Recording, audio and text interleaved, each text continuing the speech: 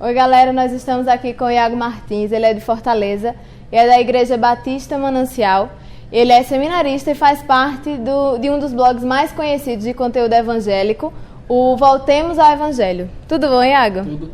Seja bem-vindo ao nosso site, que é o site da Igreja Congregacional Zona Sul. Nós somos aqui de Campina Grande e estamos participando também da Consciência Cristã. É a primeira vez que você vem? Sim, é a primeira vez que eu tô aqui em Campina Grande e na Consciência Cristã. Então vai ter muita coisa para conhecer, né? Não só a Consciência, também a cidade, né? Amém. Me diz uma coisa, há quanto tempo existe o blog Voltemos ao Evangelho? São quantas pessoas que fazem parte da equipe? Fala um pouquinho sobre o blog de uma maneira geral. Entendi. O Voltemos ao Evangelho começou há pouco mais de 3 anos. Ele começou com o Vinícius Musselman Pimentel, em Americana, em São Paulo. E começou com a ideia de traduzir material que possa servir à igreja brasileira para a edificação e para o crescimento do povo, né? Um material que eles possam gratuitamente assistir e ser edificados. E com o tempo Deus fez esse blog crescer e já chegou a ter 20 participantes ajudando, traduzindo, legendando, editando e fazendo tudo que tem que ser feito, porque quando o blog toma proporções tão grandes fica muito difícil de administrar com pouca gente. O número de colaboradores externos foi diminuindo, foi aumentando, sempre tem esses altos e baixos, mas hoje a gente tem 4 membros fixos, são pessoas que estão sempre trabalhando, sempre organizando e traduzindo, e tem vários colaboradores externos também. Eu entrei no blog quando ele tinha cerca de 1 ano de existência, ele está com 3 anos e um pouquinho. E em relação ao conteúdo do blog, né? O nome do blog é Voltemos ao Evangelho. O que foi que foi visto, que instigou, que motivou vocês ser criado um blog, vocês darem força a esse blog com esse tipo de temática? Entendi. Eu acho que o blog começou com um olhar ao redor, né? Quando o Vinícius, principalmente, observou o que tinha ao redor dele, que o evangelho não era mais pregado, de que o evangelho não era mais crido, de que todo tipo de outro evangelho, como diz Paulo, era transmitido e que aquilo era maldito diante de Deus, como diz em Gálatas, né? E existe uma falta enorme de material que pudesse servir à igreja nesse sentido. Já existiam outros sites, sim, existiam editoras que faziam um bom trabalho. No entanto, ainda existia uma lacuna, como ainda hoje existe, de material multimídia que pudesse servir à igreja.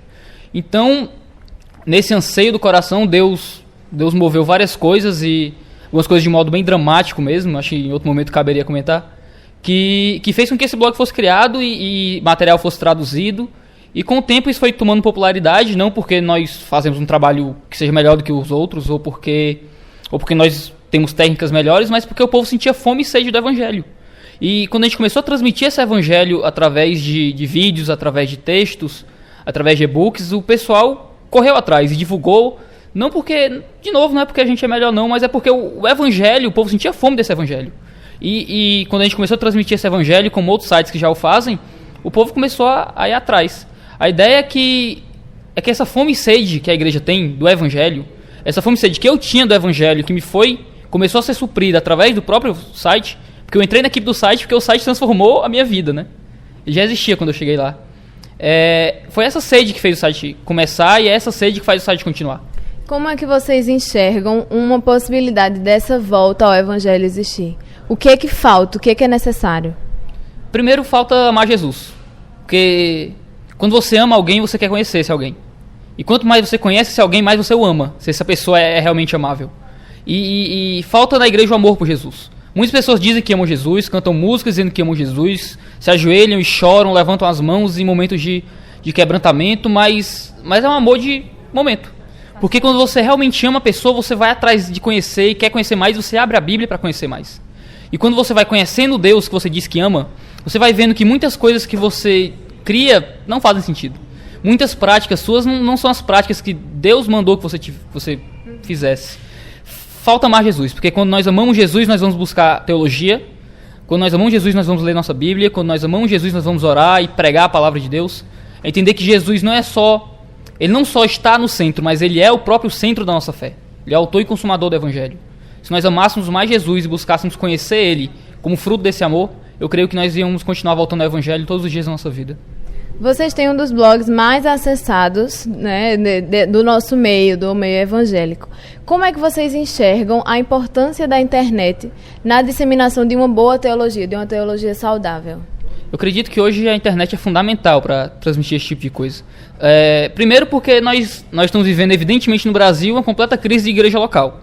Temos muitas igrejas locais, às vezes você chega na minha cidade, você anda num espaço para ir para o trabalho, você passa, sei lá, 5 quilômetros no ônibus, você vê 17 igrejas de todo tipo de denominação.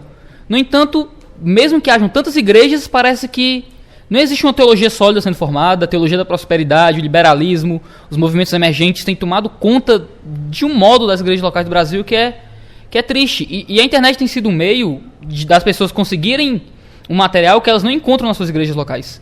Eu fazia parte de uma igreja antes que não me pregava o evangelho. E foi na internet que eu achei o evangelho, e era a internet o reduto e o oásis para minha alma. A internet tem o poder de... Não tem só o poder de dar voz a quem não tem voz em púlpitos ou em locais do tipo, mas ele tem o poder de transmitir um conteúdo de um modo que outros meios não têm. Às vezes a gente organiza uma conferência que 200 pessoas estão lá assistindo, a gente coloca o vídeo na internet, mas 10 mil vêm. Você prega para 15 pessoas e grava com o celular, você faz um videozinho, põe na internet e 20 mil pessoas estão assistindo. Isso é verdade. Tem algumas pregações que a gente coloca que foram pregadas para 100 pessoas. E milhares de pessoas puderam ver depois. Falando nisso, quantos acessos do site tem por dia? De 2 a 3 mil no blog e cerca de 5 mil acessos de vídeos no YouTube por dia. É um sucesso, né? E a gente não gosta de falar assim, porque parece que é a gente que sabe, ou a gente que fez. Foi tudo Deus. Foi 4 meninos nas suas casas que começaram a fazer um negócio totalmente mal feito. Foi melhorando, mas é como dizem 2 Coríntios 4, né? Deus coloca um tesouro em vasos de barro para mostrar que a excelência do poder é dele e não nossa. Gente cheio de dúvidas e sem opinião formada em tantas questões teológicas e cheio de medos e pecados básicos que a gente ainda comete. Mas aí Deus usou esses molequezinhos para começar esse negócio. A glória é toda dele. A gente viu no site, no blog de vocês, que vocês têm credo, vocês têm uma confissão de fé própria, não é? O que vocês acham de igrejas que não têm uma confissão de fé? Eu acho que isso é muito influenciado pelo esse movimento pós-moderno que tem atacado tanto a igreja, né? Essa ideia, tanto o pluralismo quanto o relativismo, tanto a ideia de que tudo está certo, quanto a ideia de que nada está certo, tudo é relativo, tem atacado nossas igrejas de modo tão triste que chega a dar dó. Porque é importante uma igreja ter um credo definido. Uma igreja que diz, nós cremos nisso, nisso e nisso. A maioria das igrejas não tem credo e quando tem fica no básico. É o credo apostólico, que é muito bom, serviu muito para a época e nos serve também hoje, mas que é bem resumido. São credos tão fundamentais que tanto hereges que nunca seriam aceitos na igreja podem dizer que creem naquilo. Eu acho que é importante a igreja não simplesmente ter um credo no site resumido, algo do tipo. Isso é importante sim, mas é ter um credo na mente e no coração do pessoal. É ter uma teologia bem centrada sendo pregada no púlpito. Nossa igreja hoje vai um pastor e prega uma coisa, vai outro e prega outra coisa que é completamente oposta e o povo sequer percebe. Nas músicas é muito comum. Nas músicas a gente canta uma coisa e 2 músicas depois a gente canta o contrário daquilo e acha que está tudo certo. A gente não consegue perceber que existem frases e existem coisas que a gente fala que têm sentido, têm significado.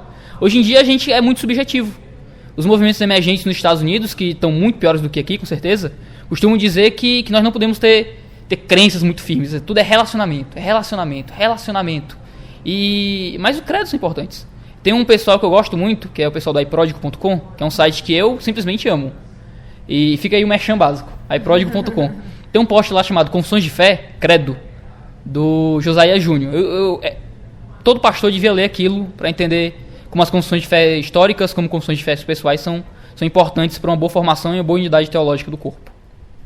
Muito bom. Em relação a como a gente vê o jeito, né, que as igrejas brasileiras vem a situação que está hoje em dia, né, dessa coisa louca que você inclusive estava falando agora. O tema da 14ª Consciência Cristã é Santidade, sem a qual não veremos o Senhor. O que você acha da importância desse tema ser discutido num evento como esse também, né? Nos dias de hoje, na situação atual da igreja brasileira? Com certeza. Eu acho que existem 2 respostas para isso. Primeiro, porque santidade precisa ser, antes de tudo, ser debatido de modo teológico. Porque nós não sabemos hoje o que fazer para agradar a Deus. No Voltemos ao Evangelho a gente tem às vezes algumas sessões de perguntas e respostas, e a maioria das perguntas é: eu posso fazer isso? Eu não posso fazer isso? E são questões que às vezes a gente nem sabe responder, que demanda meses de debate e conversa para conseguir saber se pode ou se não pode, né? Coisas que são às vezes fundamentais para a gente, mas que são centrais para a vida da maioria dos cristãos. E acima de tudo a gente precisa definir o que é pecado, por que é pecado, como é pecado. A gente se baseia às vezes em tantas filosofias baratas e teologizações tão simplórias que simplesmente não respondem as perguntas dos cristãos, né? A gente às vezes se preocupa com tanta besteira na igreja e não tenta definir o que é santidade de verdade. Acima de tudo, existe uma importância fundamental em definir santidade e o que é santidade. Mas esse é o primeiro passo do degrau. Existe um segundo passo que precisa ser seguido para que tudo aconteça. Que é não só ser ouvinte, mas praticante da verdade. A gente precisa sim debater santidade, a gente precisa sim conversar sobre, ler livros sobre. Eu li Santidade do Riley, que é dessa grossura, e eu fiquei simplesmente extasiado com aquilo que li, e aquilo me motivou muito e me definiu muitas coisas. Mas saber o que é santidade, o que é pecado, o que não é, mas não praticar aquilo é simplesmente inútil. Você vai ser um aluno, mas só aquilo, mais nada. Nós precisamos debater santidade, mas acima de tudo precisamos ser santos. Acima de tudo a gente precisa lutar contra o pecado, gastar nossas energias lutando contra o pecado. O escritor de Hebreus diz o seguinte, que na guerra contra o pecado vocês ainda não chegaram ao nível de derramar o próprio sangue. E lutar contra o pecado muitas vezes é uma questão de vida ou morte. A gente não vai para o inferno por causa de Satanás. A gente não vai para o inferno por causa de simplesmente de uma ideia errada. Claro que alguns conceitos realmente, algumas ideias são heréticas e nos fazem ir pro inferno, né? Mas o ponto fundamental que faz o homem ser condenado é o seu pecado. É o pecado que nós contraímos em Adão, é o nosso pecado diário que evidencia a nossa pecaminosidade. Se nós não lutarmos contra isso, e pelo poder do Espírito Santo, ao olhar para Jesus, termos força para lutar contra o pecado, é em vão discutir, é em vão debater. A igreja precisa ser santa. Mas antes da igreja ser santa, precisa saber como é que se é santo. Acredito que essa é a importância principal de ter um tema como esse debatido por aqui. Eu queria saber, na sua opinião, o que é que você acha assim, a grande diferença de homens como João Calvino, John Piper, para homens como Silas Malafaia, R.R. Soares, Valdemir Santiago. Qual é a grande diferença que existe entre esses homens? Eles eram salvos. Eu acho que a grande diferença é essa. Eu não consigo ver como é que um homem que vende o próprio suor pode amar Jesus e ser salvo por Jesus. Não consigo ver como é que um homem que no seu programa de TV cobra R$1.000 para que sua família seja salva, pode ser salvo por Jesus. Eu não consigo ver. Eu acho que o ponto motivador que faz homens como Calvino, Spurgeon, Lloyd Jones e todos os homens que nós amamos no longo da história da igreja, que eram tão pecadores quanto nós, mas que fizeram grande diferença para o reino, é que eles amavam Jesus e eram salvos por Jesus. Porque quando você ama Jesus, você não deturpa a palavra dele. Quando você ama Jesus, você não fica extorquindo o povo e cobrando ofertas milionárias para que eles possam prosperar nessa terra com falsas promessas que chegam a dar calafrios. Eu não acredito como homens que são verdadeiramente salvos por Deus podem fazer isso. Eu acredito que nós como cristãos pecamos, erramos, mas isso não é só um erro, isso é nojento. E esse tipo de coisa não provém de alguém que é regenerado por Deus, não.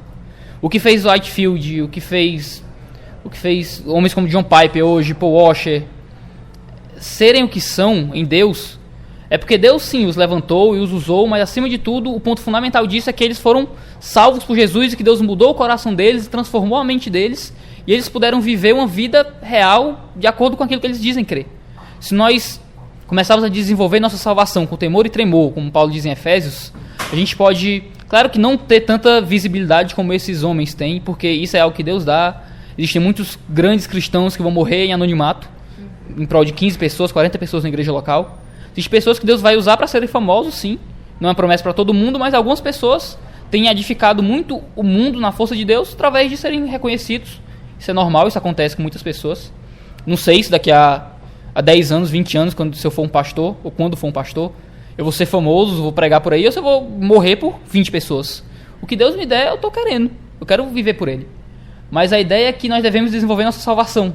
A gente tem que viver esse amor por Jesus de um modo real e firme. O que diferencia um falso profeta, o que diferencia um falso mestre de um mestre genuíno, é que ele ama Jesus e por amar a Jesus ele se debruça na palavra de Deus, de Jesus. Porque se eu amo minha namorada, eu quero saber o que agrada a ela e o que não agrada. E se eu amo Deus, eu quero saber o que agrada a Deus e o que não agrada a Deus. se eu estou preocupado em não cair na condenação de Tiago 2, não, de Tiago 3, e não ser um falso mestre, vai Tiago 2, não sei. Tá, é Tiago, pesquisa, vai no Google. Mas se a gente não quer cair na condenação de Tiago, a gente precisa estudar essa palavra, conhecer a palavra e se aprofundar no estudo acadêmico da palavra. Às vezes teologia, estudo acadêmico é um palavrão que as pessoas acham que é algo frio e morto, que parece pessoas de barbas longas e de ternos e gravata no escritório rodeado de livros, sem nenhum amor no coração pelos perdidos. Mas o que motivou as grandes forças missionárias da história foi teologia. O que motivou vários homens a fazerem missões na África foram conhecimentos de Deus que deixaram eles tão apaixonados que fizeram ele levar essa mensagem para longe. O que faz homens como John Piper hoje ser um pastor mundialmente conhecido, segundo ele próprio, é porque ele simplesmente conheceu Jesus e ficou alucinado por esse Jesus e disse: isso tem que sair, eu tenho que passar isso para as pessoas. E foi isso que fez ele ser o que ele é hoje. O que diferencia Silas Malafaia do John Piper é que John Piper ama Jesus, se debruça sobre a palavra de Jesus e quer passar esse Jesus para os outros. Algo que eu não acredito que um homem que extorque o povo de Deus faz. Muito bom. E, assim, qual é a sua maior preocupação em relação ao caminho que a igreja brasileira vem tomando nos últimos tempos e que parece que só faz crescer, né? Qual é a sua maior preocupação em relação a isso? Eu tenho várias preocupações pessoais que eu luto, né? O Voltemos ao Evangelho tem um braço chamado Cante as Escrituras que trabalha com a área de música, que foi um projeto meu e de meu primo. Tem também outras áreas que eu também luto muito para que haja uma mudança, mas eu acho que no momento minha principal preocupação é a teologia da prosperidade e o neopentecostalismo. São duas coisas que andam muito juntos. Eu me preocupo muito, talvez por causa do contexto que eu estou inserido, que tem muita gente, primeiro, neopentecostal, que acredita em manifestações completamente absurdas. Não que eu discorde de tudo do pentecostalismo, eu ainda tenho muitas influências pentecostais na minha teologia, mas o neopentecostalismo, essas manifestações que não encontram apoio nenhum na palavra de Deus, e essas unções, e unção do riso, unção do leão, e o Exu boiadeiro, e essas loucuras que o pessoal inventa para conseguir ibope. Eu luto muito contra isso, pessoalmente, talvez não tanto na internet, mas principalmente nas pessoas que eu converso. E a teologia da prosperidade, a ideia de que se eu vou bem, se a coisa vai bem na minha vida, é porque Deus está satisfeito comigo, né? Eu acho que hoje no momento são duas coisas que me preocupam muito mais do que os emergentes, me preocupam muito mais do que os liberais, me preocupa muito mais do que esse pessoal todo que foi um peso muito grande para a igreja histórica. Eu acho que hoje, no contexto brasileiro, a principal preocupação que a gente devia ter é combater primeiro o neopentecostalismo e a teologia da prosperidade. Faltam livros sobre isso, faltam materiais sobre isso. Tem muitos homens que pregam contra isso. Eu glorifico a Deus por homens como Hernandes Dias Lopes, como Augusto Nicodemos, Mauro Meister, Renato Vargas, que faz um trabalho muito bom. Mas eu acredito que nós tínhamos que nos focar mais, porque no momento essa é a principal mazela da igreja brasileira. Martim Lutero costumava dizer que nós somos verdadeiros covardes se nossa pregação e aquilo com o qual nós lutamos são as zonas neutras e de paz da teologia. Enquanto existem outras zonas que estão sendo atacadas o tempo todo. É como um rei que manda o seu exército para uma zona de paz, enquanto o exército inimigo está tentando entrar no país por outro lugar. Nós temos que ficar... E também para as zonas de guerra. E o neopentecostalismo, a teologia da prosperidade, são as maiores zonas de guerra da igreja brasileira hoje. Se nós não nos focarmos em combater isso e lutar para definir uma teologia bíblica do que é prosperidade, uma teologia do sofrimento, uma pneumatologia, que é a doutrina do Espírito Santo, de um modo mais concreto para evitar esses absurdos neopentecostais, eu acho que nós somos covardes se não fizermos isso. Precisamos nos focar nisso. De uma maneira geral, assim, qual o nível do crente brasileiro, de uma forma geral? Pelo que vocês veem no blog, né? Vocês devem ter muito comentário de gente do país inteiro. Qual é o nível de sabedoria, assim, de conhecimento do pessoal, do crente, de uma forma geral, no país? É muito difícil dizer isso. É muito difícil, porque nós temos de todos os extremos, né? Nós temos tanto crentes, garotos de 17 anos que estão discutindo epistemologia reformada na internet e que leem livros de trocentas páginas e debatem coisas que eu fico olhando, tentando entender e nem consigo nem... Livros que eu já li 2 vezes e não consigo nem definir a ideia principal do autor. E garotos mais novos do que eu até, falando e debatendo em nível acadêmico. Garotos que vão para o seminário e podem dar aula dessas disciplinas se quiserem. E temos também pessoas que sequer conseguem entender o que leem. Pessoas que às vezes deixam comentários no nosso blog. É uma vergonha que O cara sequer sabe usar uma pontuação. O cara que erra português de um modo tão crasso, que a gente pergunta se ele consegue entender o que leu no texto, né? Pessoas que conseguem tentar contra-argumentar com a ideia do texto, mas é uma coisa que o texto nem estava falando. E que foi explicado no próprio texto. Eu acredito que... Eu não saberia definir o nível do crente em geral. É muito abrangente, mas nós temos... A gente precisa melhorar. Temos sim crentes que têm aprendido muito, existem sim muitas pessoas que têm andado direito, o número de convertidos que vão para igrejas históricas tem aumentado ao longo desses anos, pesquisas afirmam isso, mas nós também temos pessoas que precisam ler. E o problema das pessoas não é nem desconhecimento bíblico, é simplesmente falta de estudo. Martim Lutero dizia que do lado de toda igreja tem que ter uma escola. Isso é verdade. Num país onde a maioria da população é analfabeto funcional, é muito difícil discutir exegese de grego com eles, né? Às vezes, eu acho que a igreja tem um papel fundamental, antes de ensinar a Bíblia, ensinar a ler a Bíblia. Eu percebi que eu não sabia ler a Bíblia. Que eu simplesmente li uma coisa e não entendia o que aquilo estava dizendo e não interpretava nada, porque como é que eu ia tirar do texto? Né? A gente tem uma hermenêutica completamente... É um limbo hermenêutico que a gente vive. A gente precisa definir direito pontos fundamentais de leitura para poder, em algum nível, debater coisas um pouco mais profundas. Eu acho que é muito abrangente, não tem como definir, mas temos de todo tipo de extremo que você imaginar. De geral, é necessário leitura, né? É meu clamor hoje para a igreja brasileira. O fundamental mesmo que a gente precisa é aprender a ler. E para quem quiser contribuir de alguma forma, quem se interessar em colaborar com o blog, o que a pessoa pode fazer, né? Já que existem tantos colaboradores que podem entrar na dança, o que o pessoal que quiser colaborar pode fazer?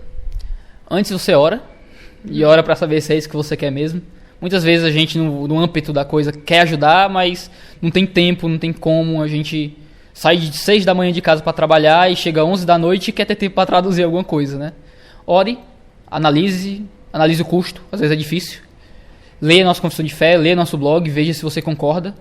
Né? Já teve um apóstolo querendo ajudar a gente. Eu fico perguntando, o que esse cara leu que a gente posta aqui? Né? E entre em contato. Tem um formulário de contato lá, você pode mandar e-mail, contato@voltemosevangelho.com. A gente conversa com você e vê o que é que você pode fazer. Pronto, Iago, só para encerrar, né, agora, eu queria agradecer a sua presença, a sua disponibilidade e queria que você deixasse uma mensagem para os membros da Congregacional Zona Sul. Nós somos todos jovens, estamos todos ligados nessa história toda. E eu queria que você deixasse uma mensagem para o pessoal, né, se possível uma mensagem de Deus também. Fica à vontade. Primeiramente, eu oro para que vocês continuem, vocês não desistam. O principal problema dos jovens, quando eles começam a conhecer boa teologia, eles começam a conhecer boas pregações, é que eles às vezes estão tão sozinhos que eles não conseguem ter força para continuar. Às vezes é muito difícil ser Elias. É muito difícil todos os profetas estarem adorando a Baal e você sozinho no deserto. Às vezes você pensa que, sabe, aquela velha filosofia do mundo, é mais fácil só você estar errado ou todo mundo está errado e só você certo. E você às vezes acaba defiando, indo junto com a maré, porque você cansou de lutar, né? Mas só quem anda, só peixe que morre, que anda no rumo da maré. A maioria dos peixes vão contra a corrente. Minha mensagem é: continuem indo contra a corrente. Não se deixem levar pela tristeza, pela frieza. Não se deixem levar pelos aqueles que vão contra. Estejam sempre preparados para responder com mansidão, amor e temor aqueles que perguntarem o motivo da esperança que há em vós. Continuem lutando, continuem se aprofundando, leiam bons livros, leiam suas bíblias de Gênesis e Apocalipse o tempo todo. Não fiquem só naquelas áreas teológicas que vocês gostam, leiam a Bíblia como um todo o tempo inteiro. Fiquem juntos de bons homens, de bons mestres, bons pastores. Eu acho que eu fui muito mais edificado por amizades do que por livros, com exceção da Bíblia, claro. Porque o que anda com sábios ficará sábio, mas aquele que é companheiro dos tolos vai acabar mal. A ruína é o que os espera. Não andem só com os tolos, não fiquem só no seu grupinho de jovens. Grupos de jovens são úteis, mas estar junto aos seus pastores, dos seus pais, dos seus líderes é muito melhor. É isso que vai fazer vocês crescerem. Estejam sempre orando, estejam sempre de joelhos no chão e com a Bíblia aberta, que Deus possa iluminar suas mentes e aquecer seus corações. Assim como Ele tem feito com muitos jovens no Brasil, que Ele possa continuar fazendo com vocês. Tá bom, muito obrigada. Amém.